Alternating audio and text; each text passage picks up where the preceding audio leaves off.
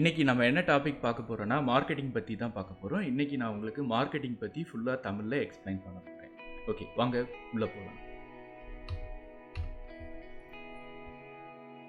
So marketing அப்படின்னா என்ன அப்படின்னா, செல்லிங்கை விட மார்க்கெட்டிங் ஒரு டிஃப்ரெண்ட்டான கான்செப்ட். எல்லாரும் வந்து என்ன நினைப்பாங்க அப்படின்னா, செல்லிங் தான் மார்க்கெட்டிங் அப்படின்னு நினைப்பாங்க. ஆனால் ஆக்சுவலாக அப்படி கிடையாது. செல்லிங் அப்படின்றது வந்து ஒரு ப்ராடக்டை நம்ம சேல்ஸ் பண்ணுறது. கஸ்டமரை பற்றி நம்ம வந்து கவலைப்பட மாட்டோம். அவங்களுக்கு என்ன தேவையில்லை அப்படின்றத பற்றியெல்லாம் நினைக்க மாட்டோம். ஜஸ்ட்டு வந்து நம்மக்கிட்ட இப்போ ஒரு பேனா இருக்குது அப்படின்னா வந்து அந்த பேனாவை வந்து நம்ம வந்து சேல்ஸ் பண்ணுவோம். அதுதான் வந்து செல்லிங் கான்செப்ட். ஆனால் மார்க்கெட்டிங் அப்படின்றது செல்லிங்கை விட ஒரு வைடர் கான்செப்ட், பெரிய கான்செப்ட். ஃபஸ்ட்டு வந்தது செல்லிங் கான்செப்ட் தான். ஆனால் அடுத்து வந்து மார்க்கெட்டிங் கான்செப்ட் வந்து ரொம்ப ரொம்ப முக்கியத்துவம் பெற ஆரம்பிச்சிச்சு. ஸோ இங்கே வந்து என்ன அப்படின்னா, செல்லிங்கை பொறுத்த வரைக்கும் கஸ்டமர் வந்து என்ன வேணும் வேணாம் அப்படின்றத பற்றி நம்ம கவலைப்பட போகிறதில்ல. பட் ஆனால் என்ன மார்க்கெட்டிங்கை பொறுத்த வரைக்கும் நம்ம வந்து என்ன கஸ்டமர் வேணுங்கிறத ரிசர்ச் பண்ணி நம்ம வந்து ஃபஸ்ட்டு கண்டுபிடிக்கணும். அதுக்கப்புறம் தான் அவங்களுக்கு வந்து வேணுங்கிற ப்ராடக்டை ப்ரொடியூஸ் பண்ணணும். பட் ஆனால் செல்லிங்கை பொறுத்த வரைக்கும் நம்ம ஏற்கனவே ப்ரொடியூஸ் பண்ணி வச்சுருப்போம். அவங்களுக்கு வந்து என்ன வேணும் அப்படின்றதெல்லாம் நம்ம வந்து ரிசர்ச்லாம் பண்ணி கண்டுபிடிக்க மாட்டோம். ஜஸ்ட்டு வந்து நம்ம அதை வந்து ப்ரொடியூஸ் பண்ணி வச்சுருப்போம். அதை அப்படியே வந்து சேல்ஸ் பண்ணுறது தான் வந்து செல்லிங் கான்செப்ட். ஸோ மார்க்கெட்டிங்கை பொறுத்த வரைக்கும் கஸ்டமரை அண்டர்ஸ்டாண்ட் பண்ணணும். அதுக்கப்புறம் அவங்க என்ன ப்ராடக்ட் கேட்குறாங்களோ அதை எஸ்டாப்ளிஷ் பண்ணணும்.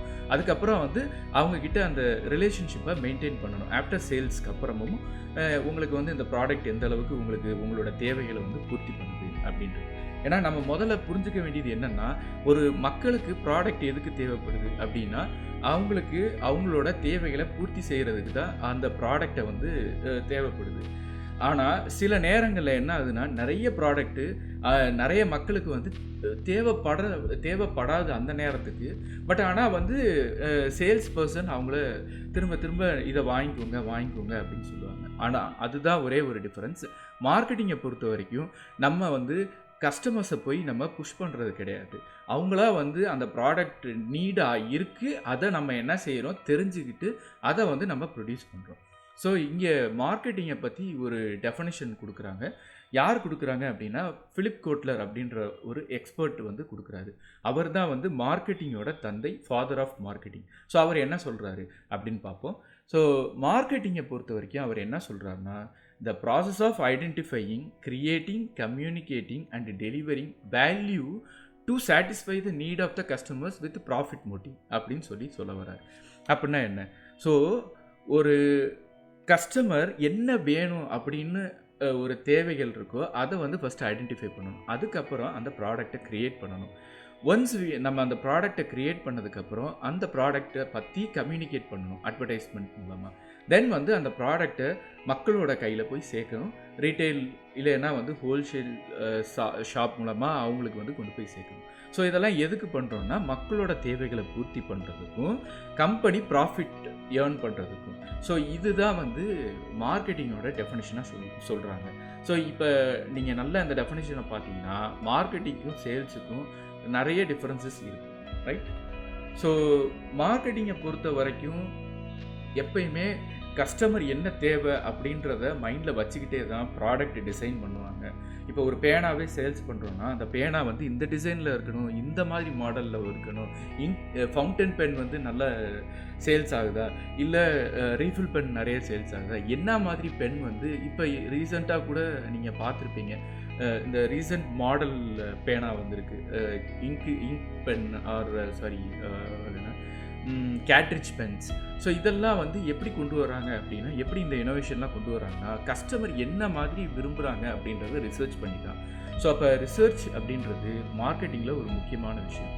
அது மட்டும் இல்லாமல் மார்க்கெட்டிங் அப்படின்றது ஒரு கண்டினியூஸ் ப்ராசஸ். இது இன்றைக்கோட நின்றுறாது. ஒரு ப்ராடக்ட்டை ப்ரொடியூஸ் பண்ணிட்டோம், மக்களுக்கு கொடுத்துட்டு டெலிவர் பண்ணிட்டோம் அப்படின்னா அதோட முடியாது.